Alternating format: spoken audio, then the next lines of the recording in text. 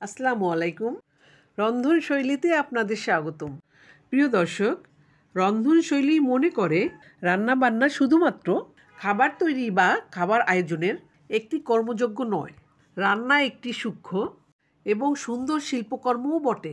রন্ধনশৈলী সে বিশ্বাস থেকেই রান্নার নতুন নতুন ভিডিও নিয়ে আপনাদের কাছে হাজির হচ্ছে।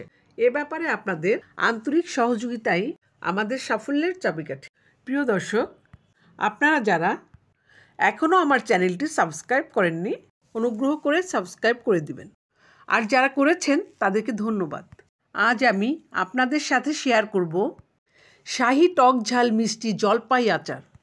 আচার তৈরিতে যে সমস্ত উপকরণ লাগবে তা হচ্ছে জলপাই 1 কেজি, জলপাইগুলো সিদ্ধ করার পরে রোদে ঘণ্টাখানেক শুকিয়ে নিয়েছি, সরিষার তেল 1.5 কাপ, চিনি 1 কাপ, ধনিয়া 1 চা চামচ, শুকনো মরিচ 6-7টা, পাঁচফোড়ন 1 চা চামচ, সরিষার গুঁড়া 2 টেবিল চামচ, বিট লবণ স্বাদ মতো, আদা পেস্ট 1 চা চামচ, রসুন পেস্ট 1 চা চামচ, লবণ স্বাদ মতো, মরিচের গুঁড়া 1 চা চামচ, হলুদের গুঁড়া আধা চা চামচ, ধনিয়ার গুঁড়া 1 চা চামচ, গরম মশলা গুঁড়া 1 চা চামচ, ভিনেগার আধা কাপ।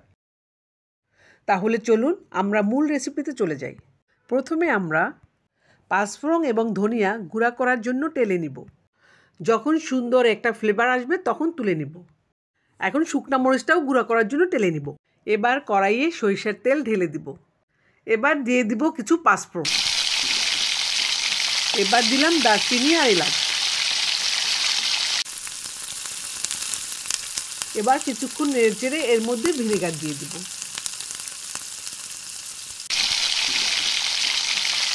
এবার দিয়ে দিলাম আদা পেস্ট। এরপরে দিব রসুন পেস্ট। প্রিয় দর্শক, মশলাগুলো যত সুন্দর করে প্রসেস করবেন আচারটা তত সুস্বাদু হবে। এবার এর মধ্যে দিয়ে দিব সর্ষের গুঁড়া। প্রিয় দর্শক, আমি এই সর্ষের গুঁড়াটাকে মশলার সাথে ভালোভাবে নেড়েচেড়ে মিলিয়ে দিব। সর্ষের গুঁড়া আচারের জন্য একটি গুরুত্বপূর্ণ মশলা। এখন দিব মরিচের গুঁড়া, হলুদের গুঁড়া, ধনিয়ার গুঁড়া। এবার মশলাগুলো ভালোভাবে কষিয়ে নিব। প্রিয় দর্শক, আপনাদেরকে আবারও মনে করিয়ে দিচ্ছি, আমার রন্ধনশৈলী চ্যানেলটিকে সাবস্ক্রাইব করতে ভুলবেন না যেন। এবার আমি মশলার মধ্যে জলপাইগুলো ঢেলে দিব। জলপাইগুলো মশলার মধ্যে ভালোভাবে কষিয়ে নিব। এবার দিয়ে দিব চিনি। চিনি জলপাইয়ের মধ্যে ভালোভাবে মিলিয়ে নিব। আচারের মধ্যে আমি কোনো পানি ব্যবহার করিনি। এই চিনি পানির শূন্যতা পূরণ করবে। প্রিয় দর্শক, চিনি থেকে যে পানিটা বের হয়ে আসছে সেই পানিতে জলপাইগুলো একেবারে ডুবে গেছে। এবার আচারের মধ্যে দিয়ে দিব সামান্য বিট লবণ। এই বিট লবণ আচারের স্বাদ অনেকাংশে বাড়িয়ে দিবে। প্রিয় দর্শক, আচারটা যেহেতু টক মিষ্টি ঝাল, তাই আমি এখানে টালা মরিচের গুঁড়াগুলো দিয়ে দিলাম। আচারটা তৈরি হয়ে গেলে মাঝে মাঝে রোদে শুকাতে দিবেন। রোদের তাপে দীর্ঘদিন আচার ভালো থাকে। এবার দিয়ে দিব পাঁচফোড়ন আর ধনিয়া টালা গুঁড়া।